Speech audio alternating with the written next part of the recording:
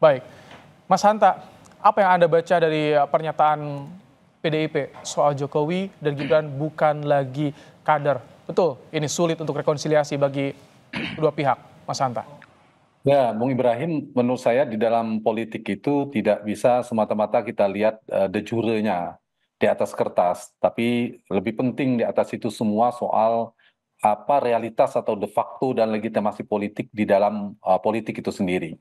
Jadi secara de facto sebenarnya Pak Jokowi, Mas Gibran, mungkin semua keluarga Pak Jokowi itu tidak berada di PD Perjuangan lagi. Karena dari posisi Pilpres mereka sudah berseberangan, berhadap-hadapan. Partai pun relatif lebih dekat dengan Golkar bahkan belakang disebutkan ketimbang dari PD Perjuangan partai yang mereka mungkin masih punya KTA. Nah, ini saya kira membuktikan bahwa ditambah lagi statement Pak Sekjen PD Perjuangan Pak Hasto bahwa semua siapapun bisa mendaftar menjadi calon gubernur atau pilkada di Sumatera Utara kecuali Bobi. Itu kan sangat jelas dan mengatakan bahkan tutup pintu. Artinya secara de facto itu Jokowi, Gibran, Bobi itu tidak berada di PD Perjuangan. Mungkin meskipun mereka masih punya memegang KTA. KTA. Nah, kalau bicara KTA inilah barangkali masih ada potensi untuk rujuk. Meskipun saya mengatakan kalau kita bicara bahasa Bung Ibrahim mengatakan rekonsiliasi rujuk, ada mungkin, tapi potensinya amat sangat kecil sekali. Kalau kemudian orang mengatakan kemungkinan ada pertemuan Pak Jokowi dan Ibu Mega dalam waktu dekat ini saya termasuk yang tidak yakin. Sangat sulit itu terrealisasi. Jauh lebih mudah merealisasikan pertemuan antara Pak Prabowo dan Ibu Mega ketimbang Ibu Mega dan Pak Jokowi. Itu bacaan saya. Karena kita lihat bagaimana karakter Ibu Mega, bagaimana sikap PDI Perjuangan dan seterusnya. Nah, persoalannya Bung Ibrahim memang tidak ada pengumuman meskipun Bang Komarudin kemudian Pak Hasto mengatakan cukup keras sikap, tapi memang dari PDI Perjuangan yang belum ditangkap publik secara resminya, secara jujurnya, meskipun saya menangkap secara de facto sudah lebih tinggi secara politik, legitimasi politiknya. Begitu juga Pak Jokowi tidak pernah mengumumkan beliau atau Gibran mengumumkan dia keluar dari PDI Perjuangan. Sehingga saya kira ini soal menjaga persepsi publik. Tapi bagi PDI Perjuangan relatif sudah lebih luasa ya ketimbang era politik elektoral ketika Pilpres, ketika Pileg berlangsung untuk menjaga suara. Nah, sekarang menurut saya lebih kuat lagi. Kalau saya membaca, izinkan saya membaca dari sisi PDI Perjuangan, mungkin ini kan menunjukkan pesan kepada publik bahwa pertama, PD Perjuangan ingin mengirimkan pesan mereka tidak bergantung pada sosok yang katanya Jokowi. Mereka membuktikan tanpa Jokowi masih menang meskipun ada penurunan. Itu Baik. poinnya.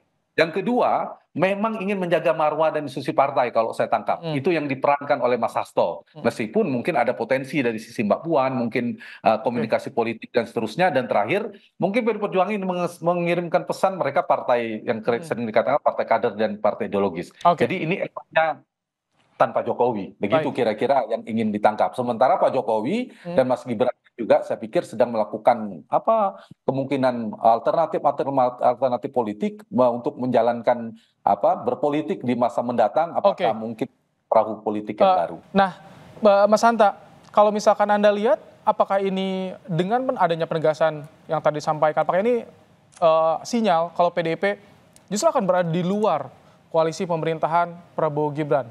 Kalau menurut Anda, Mas Hanta?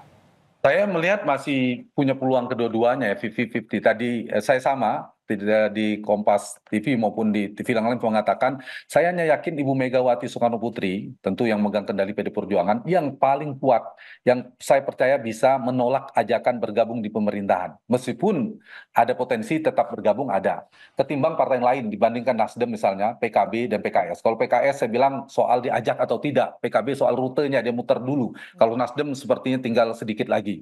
Nah, kenapa saya mengatakan itu? Ibu Mega membuktikan 10 tahun pemerintahan Pak SBY, beliau berada di luar pemerintahan. Meskipun mungkin Pak Komarudin bisa konfirmasi keinginan almarhum Pak Taufik Kemas mungkin agak sedikit berbeda, tapi Ibu Mega kekeh sampai akhir pemerintahan SBY berada di luar pemerintahan. Itu tidak menutup kemungkinan terjadi lagi. Oke. Meskipun belum tentu ya, Bung Ibrahim, Mm. bisa juga PDI Perjuangan kemudian bergabung di pemerintahan. Tapi saya ingin memisahkan dulu tadi.